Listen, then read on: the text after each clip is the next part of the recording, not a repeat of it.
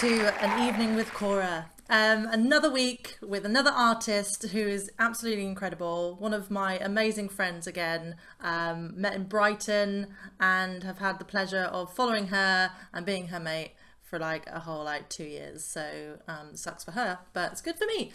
So I'd love you to meet Zora from Dryadic. Hi Zora, how's it going? Hiya. Hello. Think you all chill on your boat and your Yeah, trying to be. Aw. How are you doing today? Yeah, pretty good, pretty good. It's really lovely weather. It's been really nice and warm. Had all the doors and the windows and the swan hatch open. Yes. Played some music, done a bit of work. Yeah, it's been nice and quiet. Yeah. It was quiet. Yeah, it's been nice and quiet. Oh, nice and quiet. Yeah. I Yeah. mean, it's quite quiet on a boat, I imagine, most of the time.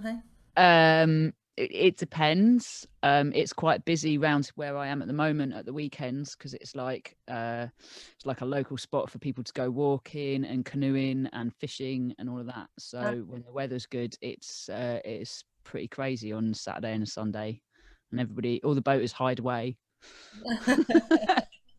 Fair enough. or go I don't somewhere want to else. get too much into a conversation about your boat, even though I could probably carry on and chatting with you Yeah. generally. But we're here to talk about your music, of course, and to introduce you to the people out there who's never heard of Zora and Dryadic before. So, I mean, you've just brought out an EP, No Time Like the Present. Mm-hmm. Yes. So we'll have a chit chat about that. But let's rewind the clock and have a chat a bit about where Zora started. So yeah, Oh God. not the life story, the music story. So yeah, when did you kind of start writing music? I started writing songs when I was about 10, I think, maybe even a bit smaller. Obviously not particularly good songs, but songs nonetheless. And my mum and dad, I was always like super into music, and had a record deck with a cassette player on it from the church jumble sale.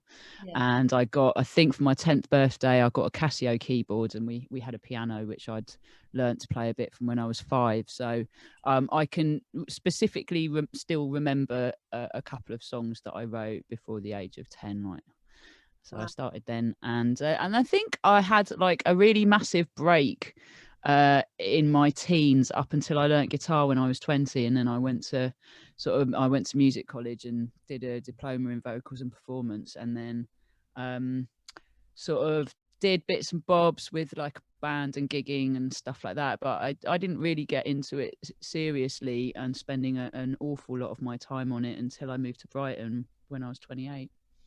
Oh wow. So you had a big break from music. Yeah, I mean, I was doing it all through my 20s, but I was also doing other stuff, and I didn't really know, I didn't really have like a network of other musicians around me, which is what happened to me when I got to Brighton. Right. And then I sort of learned how to like get proper gigs in pubs and like network with other musicians and sort of work out, what sort of music I wanted to do and to how to make that happen. Which I think, I always loved playing music, but that side of things was a bit lost for me before that. Yeah. Yeah, I had to. It's a massive learning curve getting out there and doing music and making music and finding out what you want to do and how to do it. Unless you're one of those people that's had a bit of a leg up as as a kid, if you've got like musicians in your family or contacts or whatever. I didn't really have that, so I had people in my family play music, but it was definitely something it's took me a while to navigate. And Right. it takes a lot of time. It takes a long time for some people to get the confidence together to start navigating that properly, and I think I was one of those people too. Yeah. And I mean, it's never too late to do anything, is it? So you've got No, I've to. been told That's what they by say. you lots. I know. Yeah, I have told you that a lot.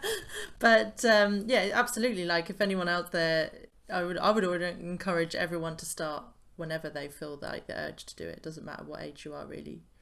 Yeah, yeah, for sure.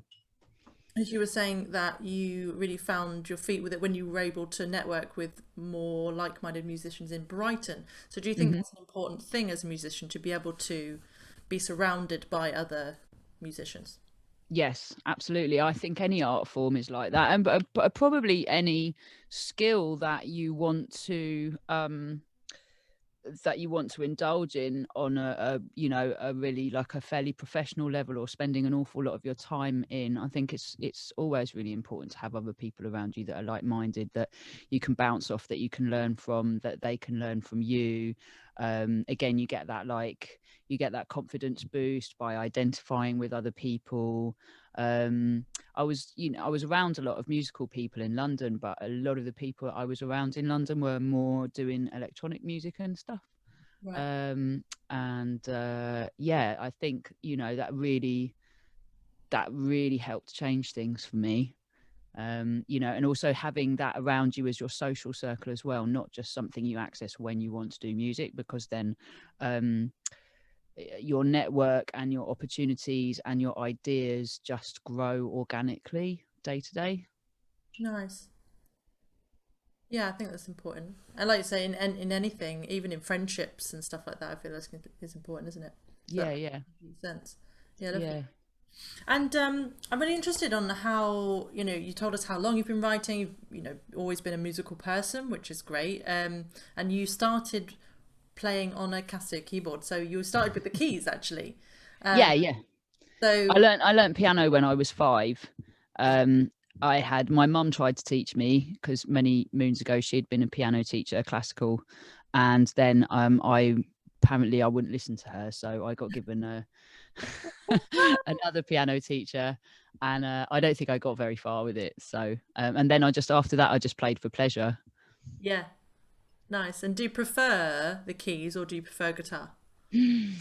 Oh, it's weird because I always wanted to learn guitar, and I think that's one of the reasons why I took a sort of a bit of a dip through my teens, because I remember wanting to learn guitar when I was about 13, and for whatever reason I wasn't able to. So I kind of lost interest in music for a while, but I was always singing because I was in like the choir and I had vocal lessons and stuff at school. Um, and so I always really wanted to do the guitar thing because I wanted to do the pop thing.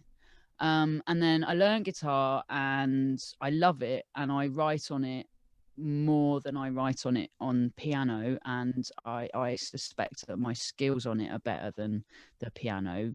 Mm. Um, but since I've used the guitar a lot and gigged with it a lot, I've ended up wishing that I could write more and perform more with the piano, Right. because I feel like it's more well, if you're good enough at it, which I'm not, it becomes more versatile, and it's just got such an amazing dynamic, warm range. Yeah. I'd love to be able to do that sort of thing where you can switch between like ballad style stuff and like Elton Johnny stuff, or you know Queen were amazing the way they used piano as well, like really mixing up those styles. But I mean, I'll never have that sort of skills on piano. So I don't know, what do I prefer? I prefer playing piano for pleasure, for relaxing. Yeah. Um, but the guitar will always be my go-to for gigging, and it's a lot more like transportable, and it's got that whole sit around the campfire thing, so it sort of suits me quite well. Yeah. But yeah, but Nice. yeah, I do. I love the keys. I love the keys. I wish I was so much better. If I had the money, I'd have lessons every week. Yeah. I mean, it's never too late to improve, hey? No, but I definitely can't afford the lessons at the moment. One One day day. when I'm rich and famous. Yeah, there you go. Pound for everyone. Get her rich and famous. Um, and she can learn how to play the piano better.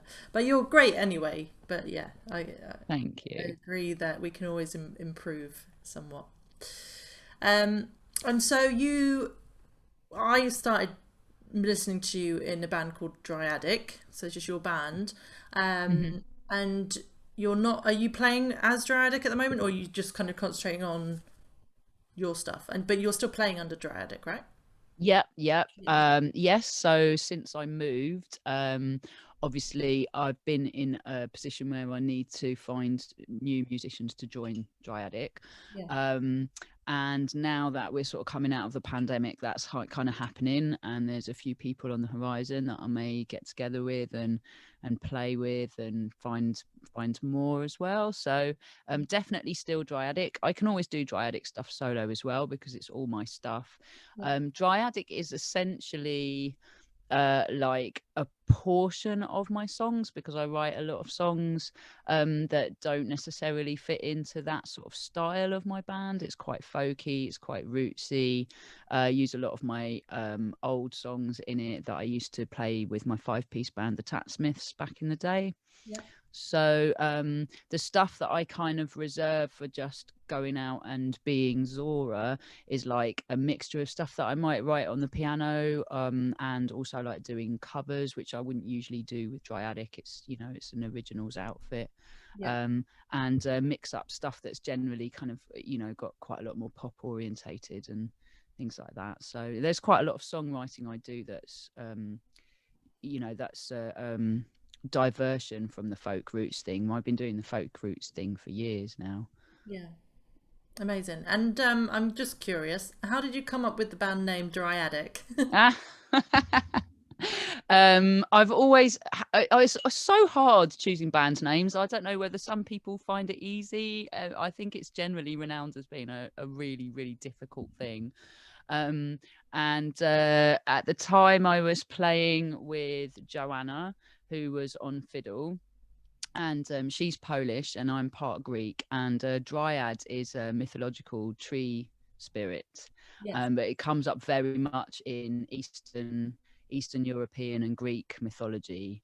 And so we just really liked that, and I think it was right around the time when we decided to, because Joanna played in Tatsmiths as well, and after that split up we had a bit of a break and then we came back together.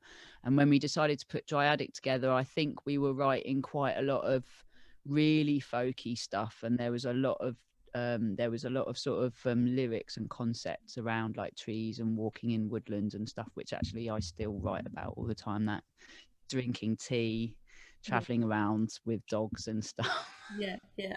God. So yeah, you know, that's all the lyrics that make it into Dryadic songs.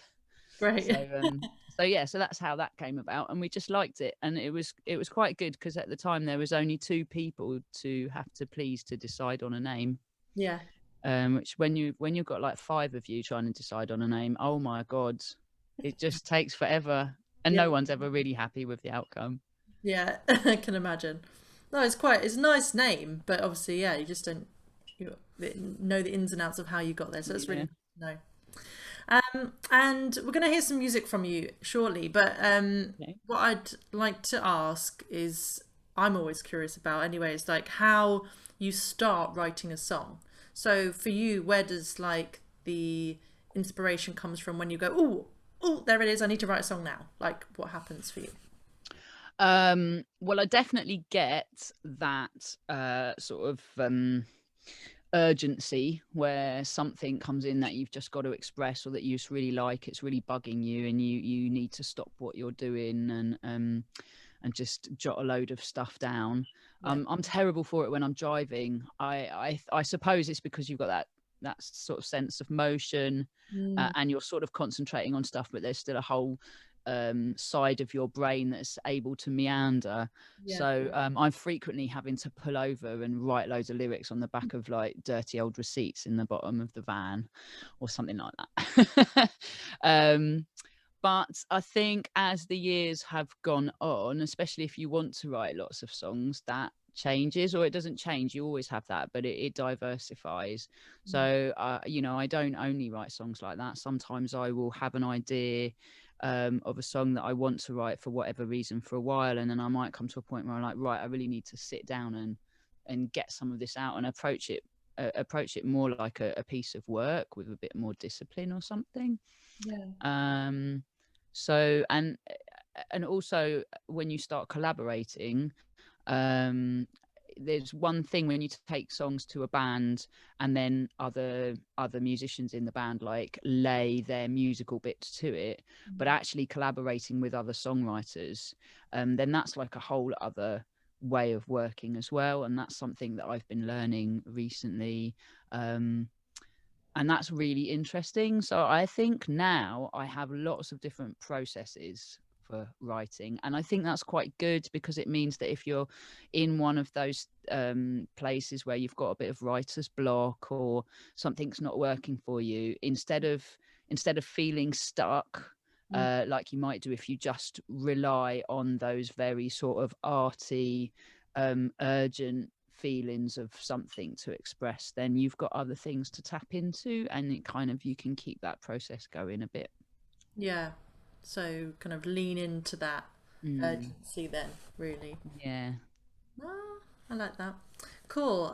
So if we're gonna hear some music from you, so if you want to tell us a bit about your EP first. So No Time Like the Present. That's your recent EP. So give us the give us a couple of lines. Sell it to us. Like, what's that about?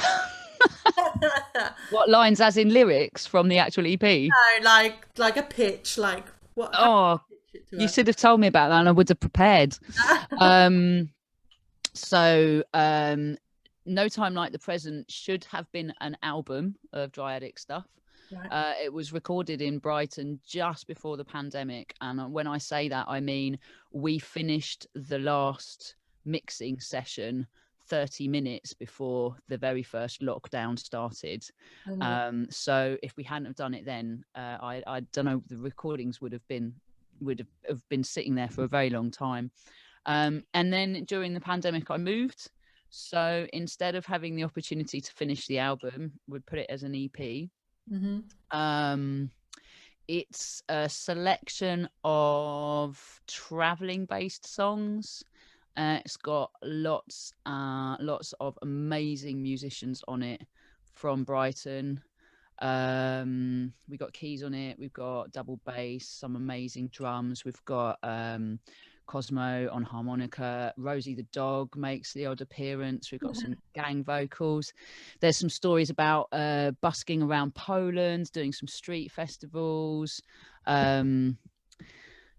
bit of dark side stuff, all in sort of 5 songs. So I think, yeah, there's quite a lot packed in there for a 5-song record. And it's out online at the moment, but I am in the process of getting proper CDs pressed again, now that I'm going to start gigging again at the end of May. So amazing. can't wait for that.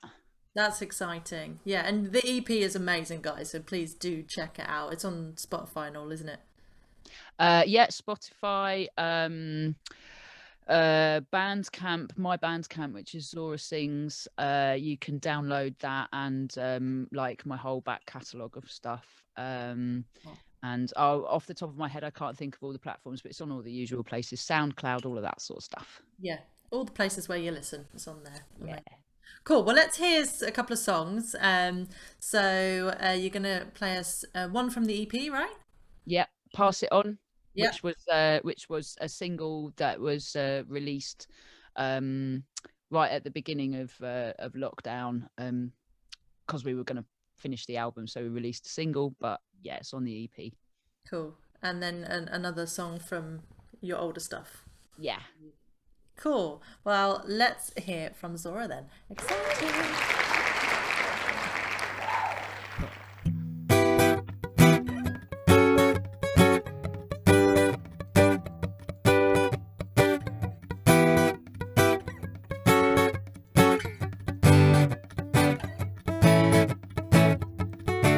Received a gift today, perfectly timed to help me along my way. Well, I know that it's been done before, but it struck such a chord, I had to put some words, and that's once more. Take a little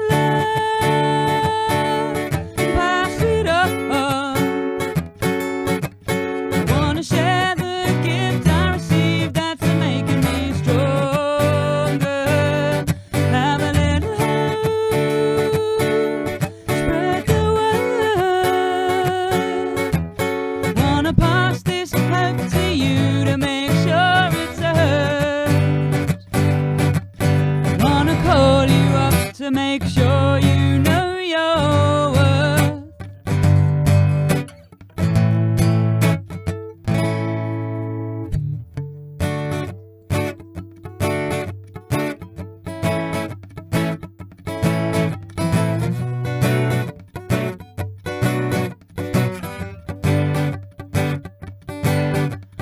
I'm so grateful for you in my life. Your wisdom, love, and words help cure my eyes to right. When we listen, when we chat, things get so much better. And then I pass on to that. So take a little love and pass it on. I wanna share the gift I received that's making me stronger. Have a little hope, spread the word. Wanna pass this hope to you to make sure it's heard.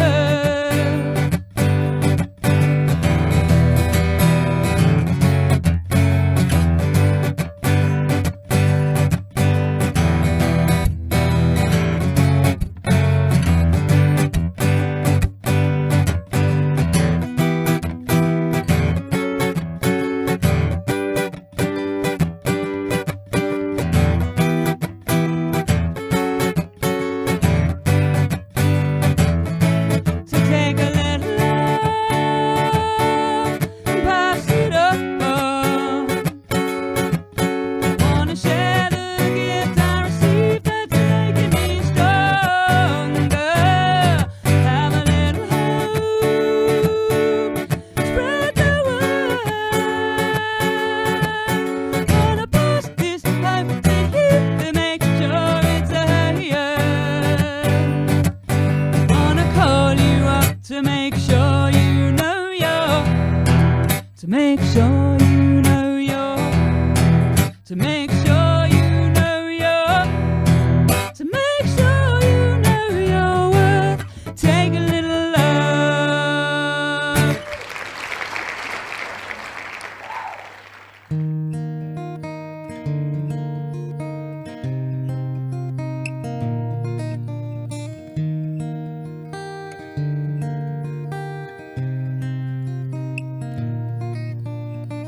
Well, I am here under strict instructions to pamper me. And I assure you that's the way that it is gonna be. Gonna sing a little, then I lead a little, then I read a little, meanwhile I smoke a little. There ain't anybody here gonna tell me what to do. 'Cause I'm far away from home, and I ain't got a care in the world right now. Here I'm free. And it's places like this that really calm me down. But I wish that I could say the same about London town.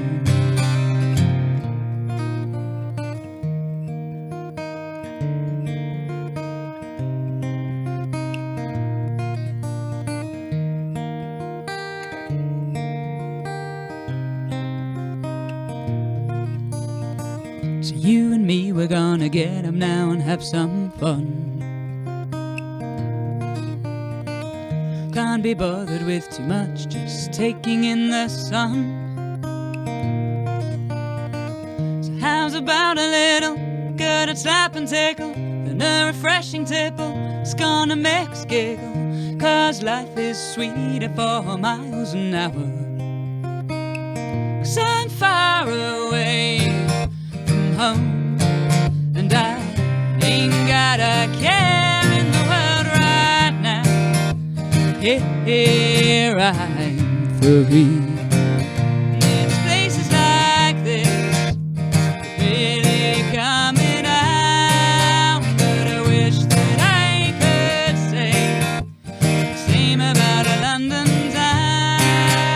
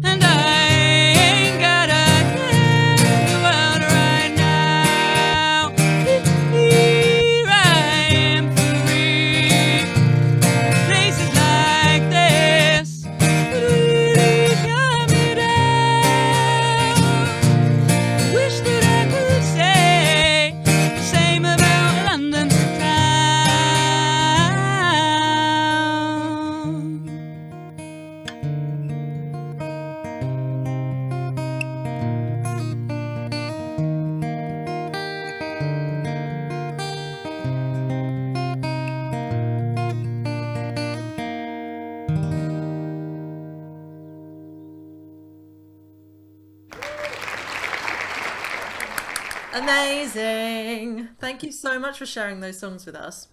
That's a pleasure. Literally, I remember first listening to Places Like This and just being obsessed with that song. Aww. Like I loved it so much, and just Pass It On is amazing as well. Like the whole EP is amazing. So everyone needs to check it out, download it, put it on repeat. Yeah, all of those things.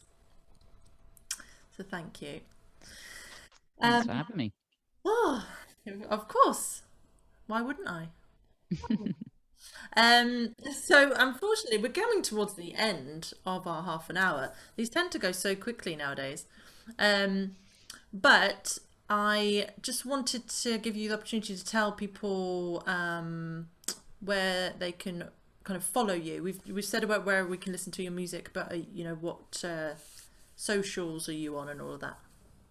Okay, probably just the usual. So we're on Facebook is I think Dryadic.music, but if you search for Dryadic, you'll only find us. Yeah. Me. Instagram I think is Dryadic_music.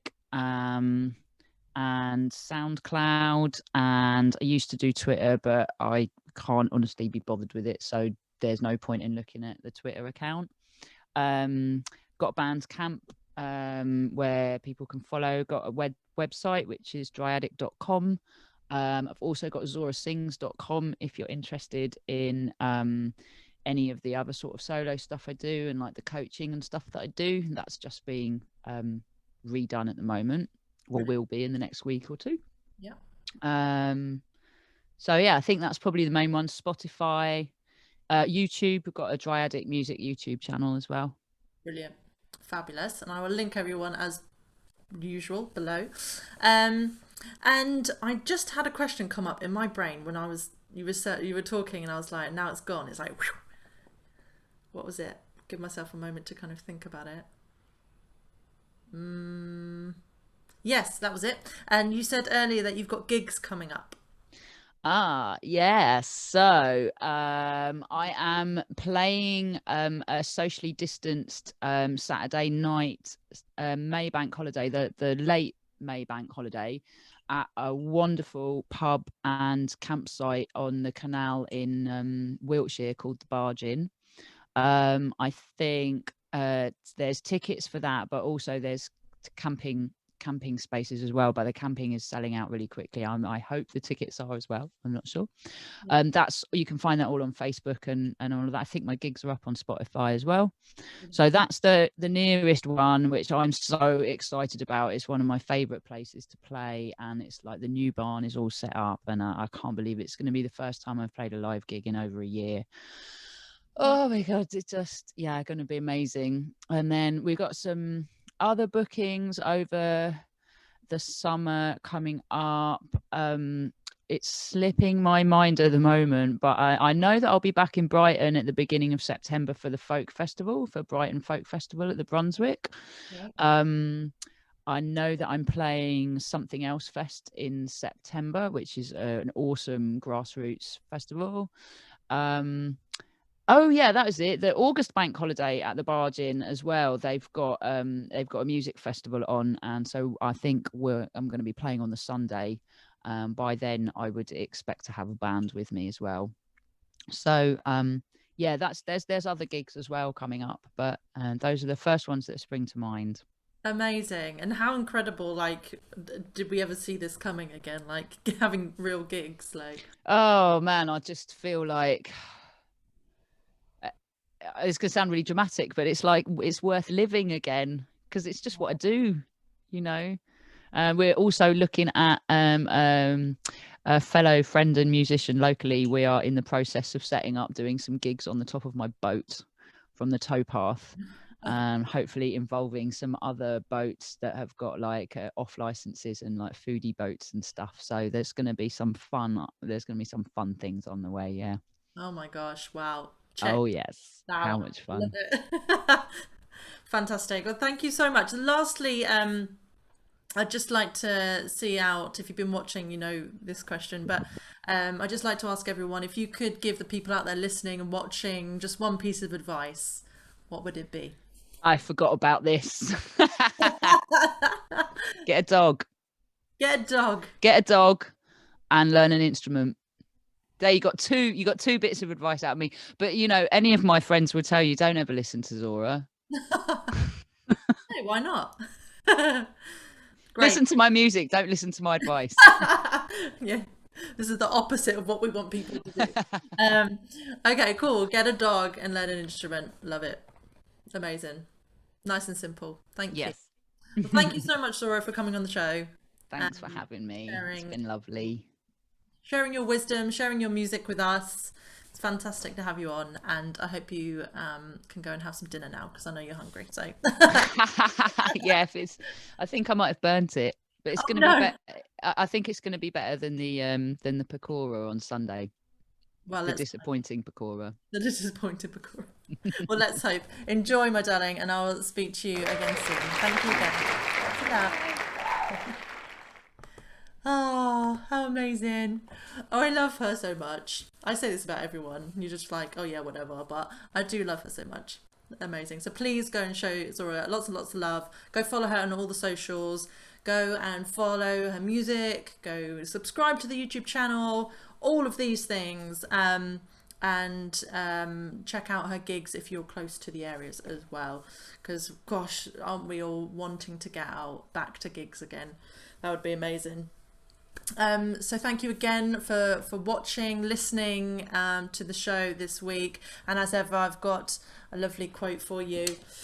Today's quote says, "Unexpected kindness is the most powerful, least costly and most underrated agent of human change."